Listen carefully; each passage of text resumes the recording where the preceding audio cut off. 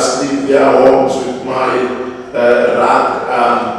tattered and torn shorts and no food, barefoot walking, Yes, now the life actually carried on to whereby some would give me rewards as in form of goats, chicken, all of stuff. And by that time I discovered my biological father in town. I would take those things to town.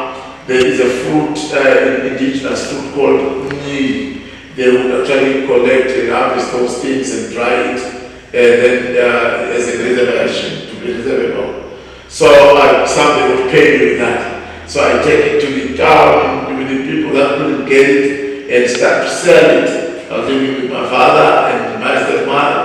Though in some other cases my life was kind of said that even I would have gotten those things, you find that they will just maybe sell them and just divert the money and do their own things. At the end of the day, there's nothing you can say because you have got to beg to be part of the family. Now, my calling went on and on. When I discovered my father and my stepmother after my grandmom has passed on, and my survival was to just go away and taken by people to Botswana. I've got to go and work on a certain king there in his chieftainship. Some chiefs, they actually sent me for some powers.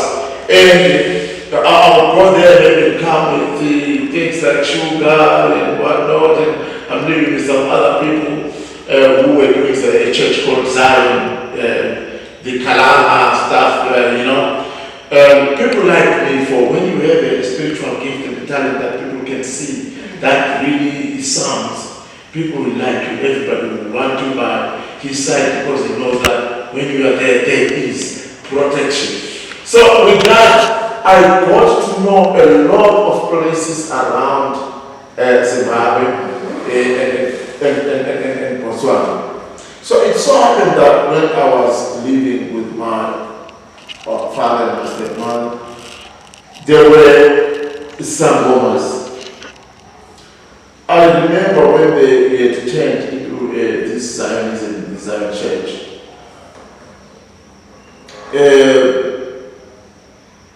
There came a lady who seemingly was 3 years pregnant. Sure. When they would check in the hospital, the only thing they would see with x-rays is some certain shadows and all that stuff. They would tell you, no, the stomach is just big as anybody who's got a tummy. These shadows can be normal, and then it means those things are hiding in here so that the Western methodology of diagnosis will not diagnose anything. Now, my father and my stepmother, they've seen that this thing is a problem. This person has been bewitched. Some certain negative entities have been planted in her stomach. In first, she was pregnant, at first. But now the witches had to put in something that will eat up the baby inside and become something living thing in her. It's terrible. Now, with this story, I'll say my father and my stepmother had failed to help that person for a long period of time. When I got there, I started to communicate and make requests from the spirits directly. Why? Because I had seen myself as an orphan because of the kind of the treatment that I was getting at home, and seeing myself as a bird, this thing that the bird says and animal says the bird. I was seeing myself actually that kind of a person because my friend, my sister, my mother, who is my grandmother, had passed on. So now, what followed, I was communicating heavily with the spirits, asking for powers. I never asked for money from the spirits. I'm working now, money just come automatically, but I asked to be a prominent and a famous spiritualist in an African traditional spirituality and a fashion, to be fashionable that way. And I asked to be enabled to go places, countries, be a spiritual and a traditional healer for everybody the world over, regardless of creed, regardless of background, regardless of their beliefs, as long as people are human. And I think I got that. So it so happened that when I was asking from the spirits, as in, what should I do with a pregnant woman, or will I say girl at that time? I was directed to a certain plant. It's a tree.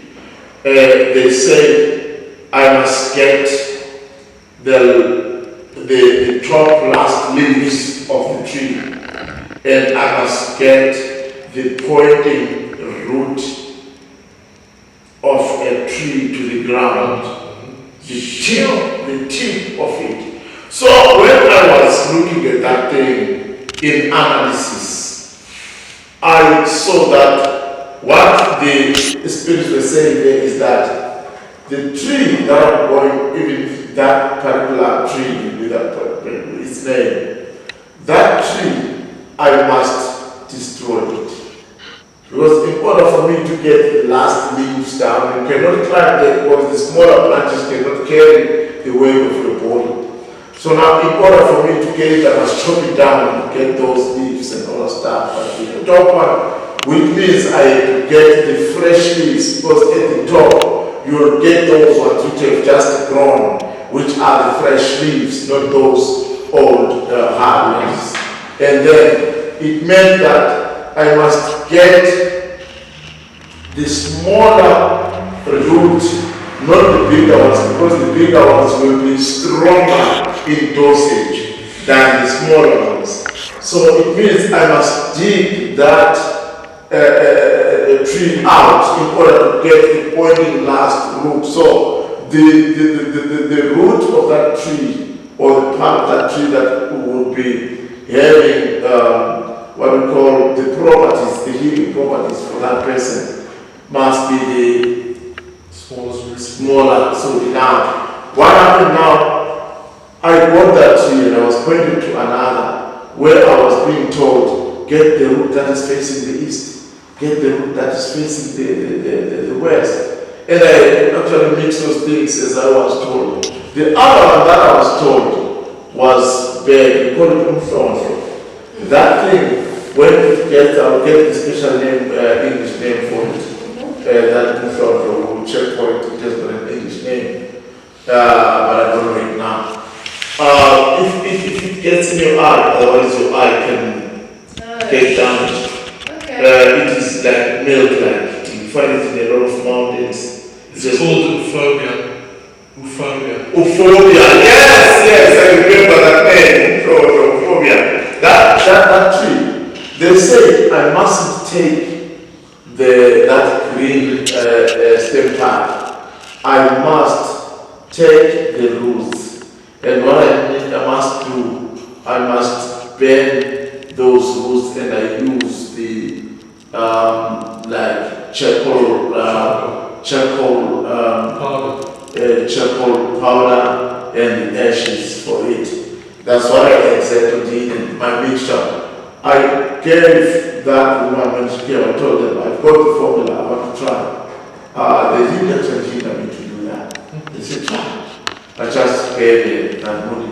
She started to say, I'm feeling like the cuts in my womb and my abdominal and whatnot, and that pain of giving birth. They took and put it in a bathtub. Mm-hmm. She gave birth to a spider which was this big. Mm-hmm. And in no time it was starting to rot and all the stuff. Shit. The father of that girl had said, anyone who's going to help my daughter, I'll give her a car. The cars which were famous by then were Datsun Pulsar. Oh, yes. And I was to be given a Datsun Pulsar, and it was a big car when we look at today's cars, the Hammers that I'm having. Exactly. Now, the family, like my father and my stepmother, they refused the car. They said, no, it's too big for a child. It's only a child, yeah, I think we would prefer money. Then when money came, the money went somewhere and it was used. But I cannot actually relate a lot to that story, but it was kind of somehow. In all that I said, this is my learning experience. Wow.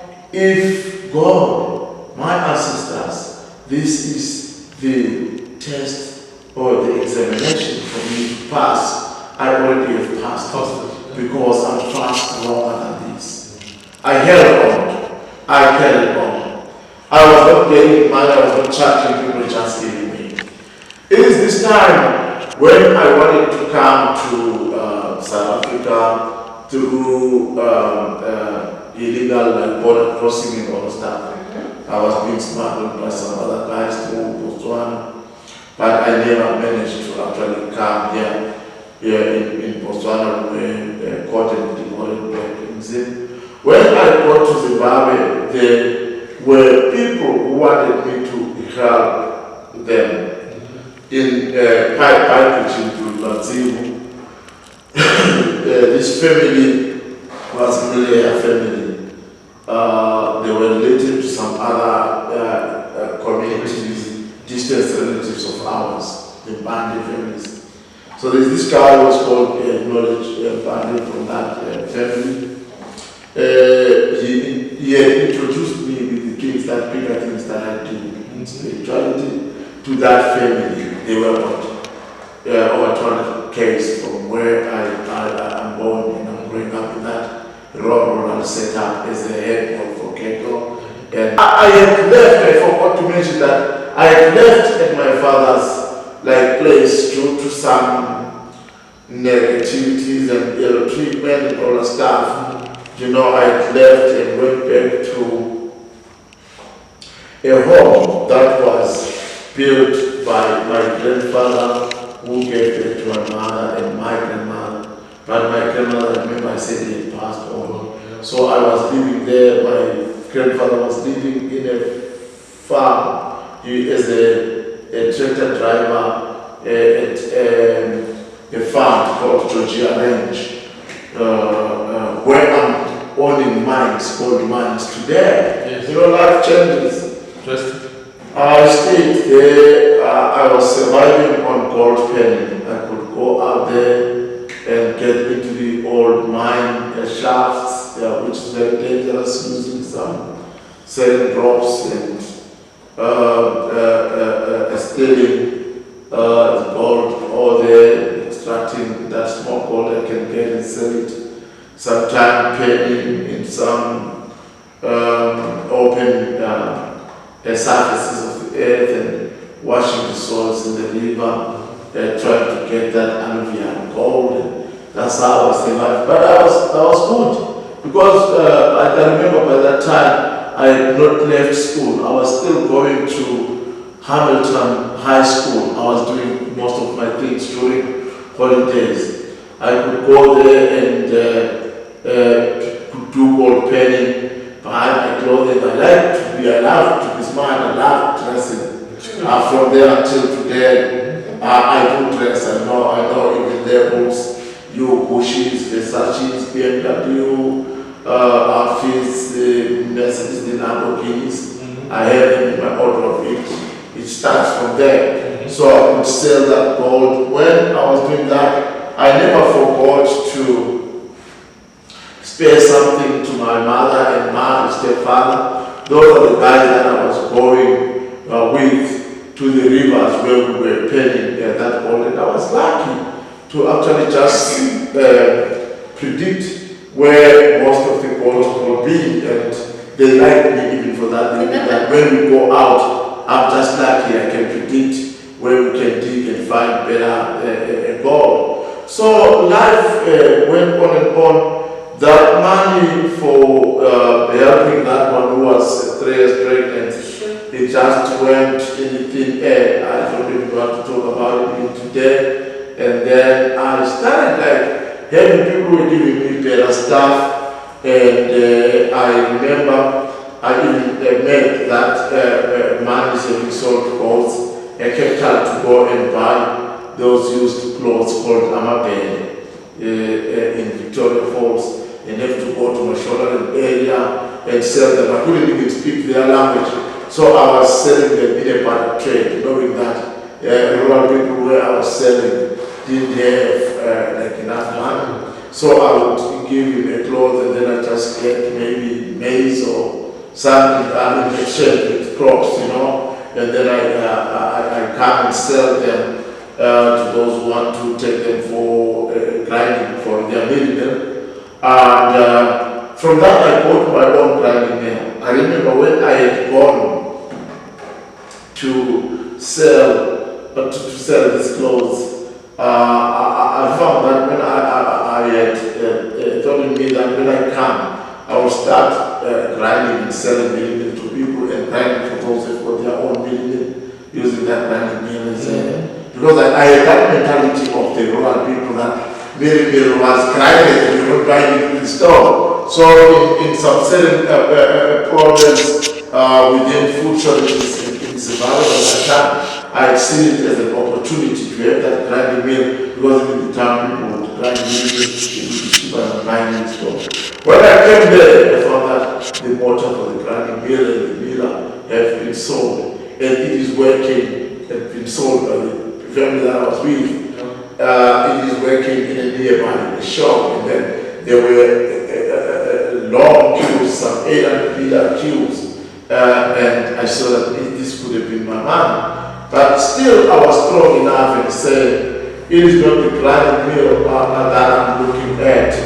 I'm looking at becoming, I will never shift my brains and my mind at becoming a world-renowned spiritualist that will be consulted by people of all races. This is my journey. Now, somebody, that guy took me to Bangladesh. I helped his cousin brother, where the sailor said they called Ila, which was spiritually aligned. Now there was the son to his sister. He had a problem like a boy here. I want to tell you that in the hospital they were seeing nothing. I cut that thing with a razor, having done my setting to what we call to track it. And then when I was squeezing it like that, some insect-like things, some macaron-like things would come out, and he got killed. The same applies to the sister. Both these siblings that I have, they passed on, but they passed on with just non-diseases which are HIV-related, which is not strange to us today because we've gotten used to it. It is when I got that fame around that area until I was known by the Musina people who came by that time. Those guys had applied within the passport for me, and those people came and took me to Musina. My certificate changed that. When I was helping people doing great wonders in Musina, I was discovered by a musician called Peter Tennant and Peter Mukama. They were all Peters. Peter Mukama was a politician. Peter Tennant was a musician. So with these guys, a taxi guy in Venda who was called Mkaturi. This Mkaturi was a very serious, but he died of a cancer. I was discovered. So with this Mkaturi, I now started to be known by people in the taxi industry. They wanted some things to be binded so that there was, since they shoot each other and take violence, it will not kill them. Here in politics, I had known Mr. Mukama, and then introduced me to his seniors. I cannot give you names. I'm just mentioning him because he passed on. Yes. While on the music, in the music industry, Peter Tennant introduced me to other music gurus. And remember, the life now had taken me into the taxi industry. There were people who were man who were not to be doing well by then. And then it had taken me to the music industry of musicians and people who were seen to be making money by then, just to hang around with them and sing, just being with them alone would give you that fame. And then it had actually placed me into politicians, people who are actually the rulers and we have the rulership, people who can give a political direct order even when people want to actually take you back to your own motherland, people who would have an influence to sort maybe a citizenship for you. So my life just got like that, and from there I worked a lot. I got to be known by big people. I started to receive people from overseas. I remember at one stage there was a guy, when I was here in South Africa, there was a guy called Mande. I was checking him lately on the internet. I found that he had passed on. Mande was in Durban Film Office because I was doing writing a lot. I wanted to feature in some certain dramas and maybe reality shows and documentaries which are spiritually aligned, because I always wanted to teach people things around African spirituality and interact with international spirituality of different belief types. So this man sent me to meet with a guy called David Glover, who had visited King Google Zeritini. He's someone that the honorable just passed on. And I got that chance and opportunity to meet Danny Glover. Danny Glover was doing his researches about witchcraft and the witch hunt. There is a lot that I shared with him. Danny Glover, who once acted lethal weapon with Mel Gibson. That's right. Yes. I got some chances in the Durban Film Office to meet with Leonardo DiCaprio of the Titanic. Yes. Those things, of course, did not actually work for me. For if you even can meet all those big guys, but outside publicity, nobody knows you met them. Even if it is within publicity, across any media platform. But if it doesn't have a thing for you, it will be just those questions that will be asked in line with spirituality, know how.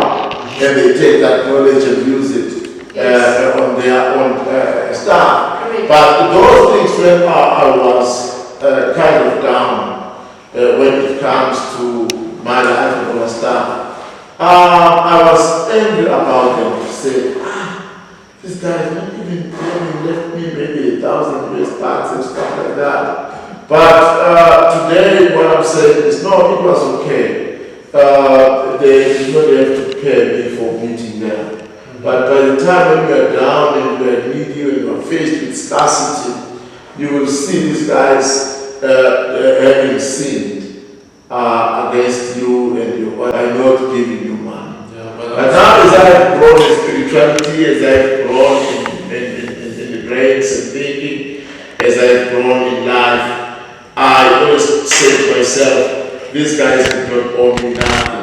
That it was something that I should have treasured, just to have made them and touched their hands for this, what they have achieved in life. No, that's true.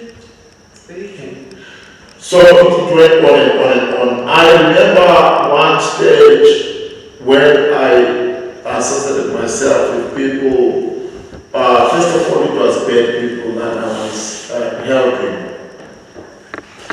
These bad people that I was helping, we have them amongst, let me not call them bad people, trying people. Colin Chauke was the highest man in Transit, and very famous about that. And the other guy was Sinki Van Veek. They used to live in Pretoria, Soshanguve in those areas. So I benefited from those guys because I remember I once bought a house, 52 Anderson Road, at one place south of Devon. That house was bought for me by them. I owned a house in Wanda Park, I owned a house in some parts of Victoria.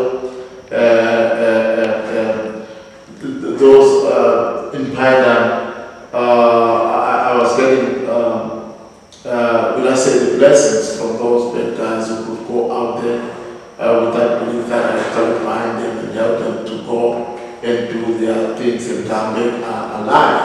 I could give out any of those multi and powers without hesitating and being hesitant in exchange for money, because by that time I was growing up, it was not easy for me to differentiate that.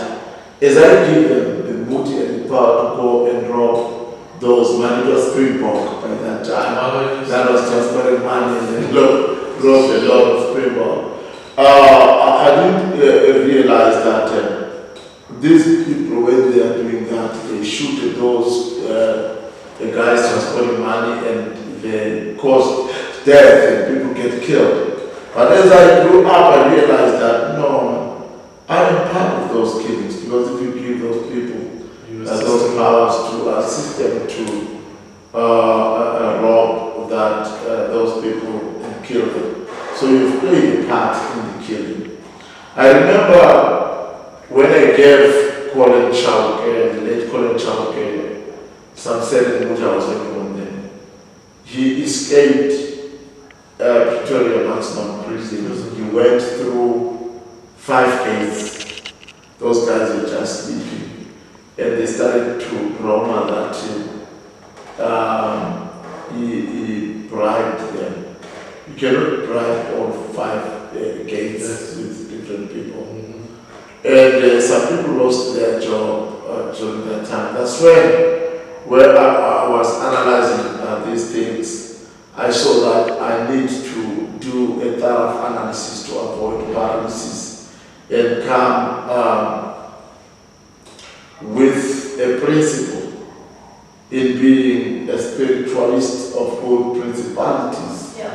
That I'm not going to do anything to curtail the free will of another, Yes. or something that would deprive somebody or end somebody his life. And I remember by that time I could give out, will I say, multi and powers and formulas for court cases. I was using a bird called the African grey. It's a parrot. I would metamorphosize that bird, change it and transform it into some certain spiritual beings and get it to go to some courts and steal the dockets. When I had done that, some detectives and some document keepers would lose their jobs, suspected to have stolen those dockets.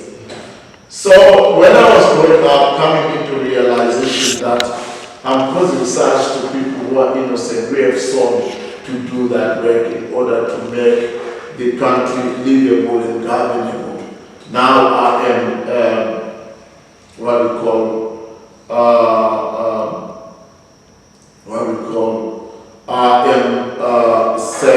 I'm serving to defeat the ends of justice by doing that. So I began to abstain from that, and I said, no, I'm not gonna give out such things that curtail the free will of another. So this is my journey. I don't know if there's any other things that you want to know. We will cover some other stories as we go.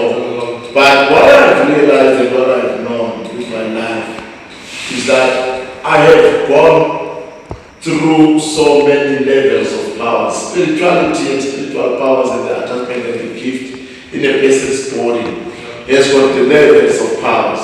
So I've gone through all levels from low, but now I'm telling you, I am enjoying the greater levels in their greater heights.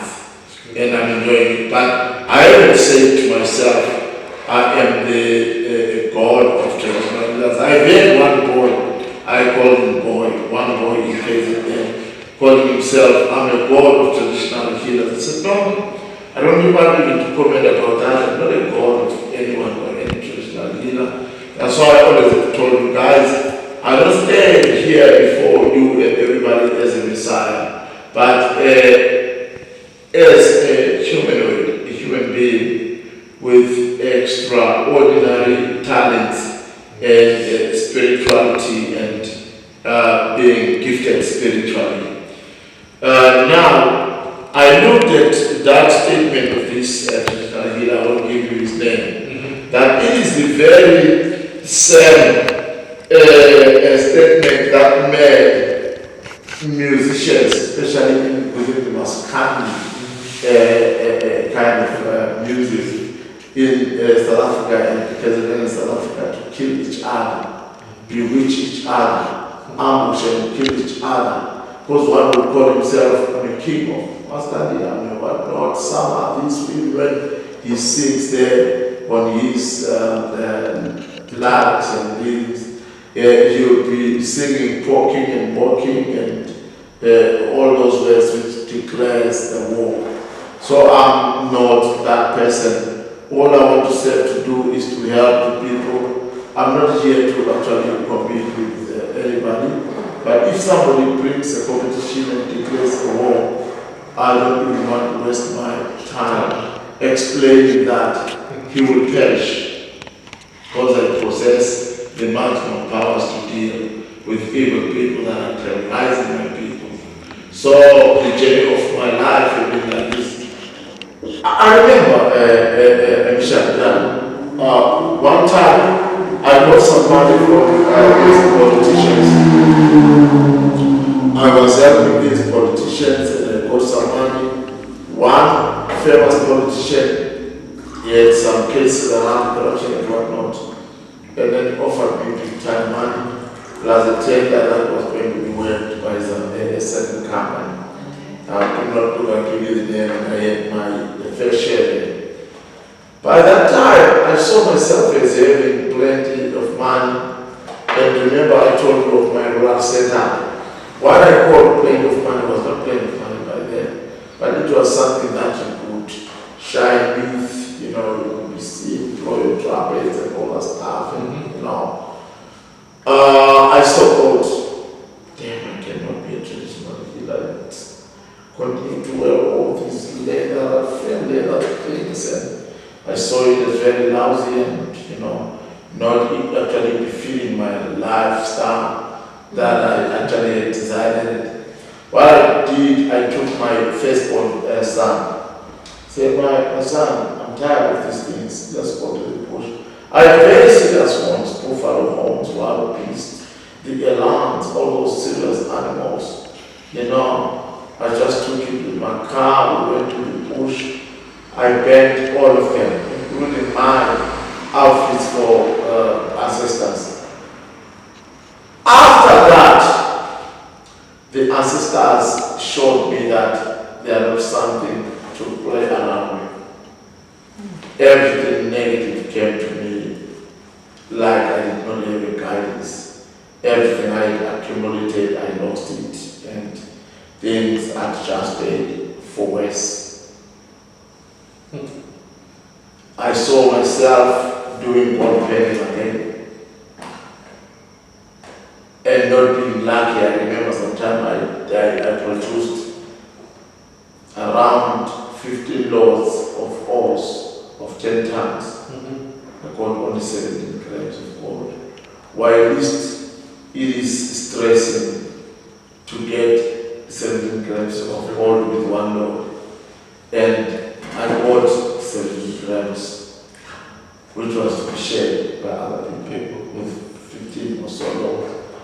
And I saw that my life adjusted to worse. Every people in my area where I built my home in Marvin was talking about me. Every people in the show where I'm born. I became the talk of the village, but no good talk was there in the place. Because life So I'm trying to help everybody understand that when you are having a calling, not even a calling, when you are at loggerheads or you have a war with your spiritual guides, you will never win it until you go back and plead for clemency with your oracles, with your ancestors, and that's if they have actually understood and seen the reason to actually adjust to the measures they will have taken against you, and then you can have your life back. Yeah. So these are the few of the stories that I may share with you. Interesting stories. Yes. So, Khokhovula, what is your goal with your healing work? What do you want to achieve for 2021? I like that question, it's a great one. I have a software engineer and a developer who is developing a platform. It's a spiritual platform. I saw to it that we don't have one of that nature. So Very true. I call it Project Mweya. And then it's not called Project Mweya, I call it Mweya.live. When you search it on the net, Mweya.live. So this Mweya.live is a social network platform, like Facebook, just as good as Facebook. But for spiritual people. But for spiritual people. And it's not something for South Africa or for Zimbabwe or abroad. It's something for everyone the world over. So Mweya.live is categorized. We have spiritualists. We have search finders, people who will be looking for a service of a spiritualist. Yes. It helps them with the access to a lot of different spiritual people with different skills and abilities, and then he chooses anyone who suits his needs and spiritual intervention. I saw to it that it will be stupidity to be only me and me and me. I'm telling you, I've gone viral the world over. Everybody is talking about me. I'm the talk of the world now, what I saw is that I'm not the board to do everything. There are other people who specialize in things that I do not do. So let us join forces. We need to kind of know each other. If you look here in South Africa, we get people who come from different countries. They rent offices in town. They promise people a lot of stuff. At the end of the day, they rip money off and go. And when they ripped you off money and they went, you can hardly tell who they were because there are some certain nationalities. Now, with this project, we're in our registry, in our accounts where you actually open an account and log in. We don't mind whether you are here, you are having your passport one. No, that is the work of Home Affairs. Home Affairs will deal with that. But as long as we know you are practicing as a spiritualist, traditional healer, a prophet within the church, we advise people to open an account there. We interact. We get to know the people, their homes, their children, how they work, like I'm doing here. You know my three homes, inclusive of the altar. You're going to know my fourth home and my third wife there. Now, this is how we want people to be. And then if this, should I call it database, has been filled with spiritualists and people, we take it and try to propose a working relationship with South Africa, receiver of revenue, so that spiritualists can be registered as spiritualists as a company, and they pay the tax to the government. Now the government can recover its tax, with spiritualists. And then this will help the spiritualist to get an exposure on that platform, advertise himself on that platform, and whereas at the very same time, it gives the client side of the spiritualist or about the spiritualist, so that he knows which one to choose for the service that he or she needs to learn. Very clear. Interesting. It's overdue, actually. Yeah, Yes. it's a very good system. Because everything has always been about word of mouth, really, with our business. I mean, I've had some clients for 20, 25 years that are ongoing clients. Yes. But, so, as you say, some people need somebody that specialises in warfare more now than any other time. Yes. So, they need to have those people in place, and you need to know who you can contact. Because we get a lot of those people coming to us. So now that we know that you specialise, we're going to send our clients to you. And So- then in that platform, Michelle and John, it doesn't end with Mweya.live. We've got a website, www.khokhovula.co.za. That's where I've actually staged myself as a teacher in spirituality. Yes. I've posted a lot of things making people understand. I even make people aware and have to be enabled to make the difference between a bogus traditional healer and a genuine. The one who is self-skilled and trying, and the one who is an expert. How do you actually what are the features that you've got to see in order to classify these spiritualists? It's true, the power of discernment is needed. Khokhovula. Power of discernment.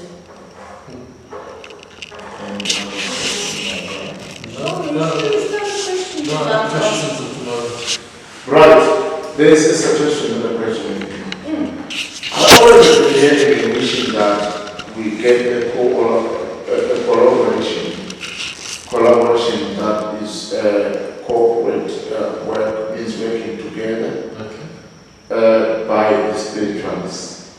But the problem you might find that some other spiritualists have got societal ills, or the ills of the society, whereby when we'll be looking at one to be a role model and a prominent figure, remember spiritualists are respected worldwide. Yes. You might find one becoming a basula, a Soweto child, doing some funny things to people. Now, what I've suggested and what I propose is that we have a world spiritual tour. I think in the meantime, us and a small audience for some shows and our camera people are enough. If we start that one on the existing platforms that I have that you know, this thing will grow by itself. People gain interest over it as they listen to us talking things that will make sense. Are you guys there with me? At the end of the day, we take this thing to all people of the world. And I will highly request that as we do these things, we don't segregate, we do not sideline people of other spiritual beliefs and religions, besides the satanic and the negative ones, with forces with aim to destroy people and their well. Those ones we cannot work there with them because we are of the opposite. So I've been talking to people in UK. I also spoke to people in Ireland, USA, and most of the parts of the world. Saibona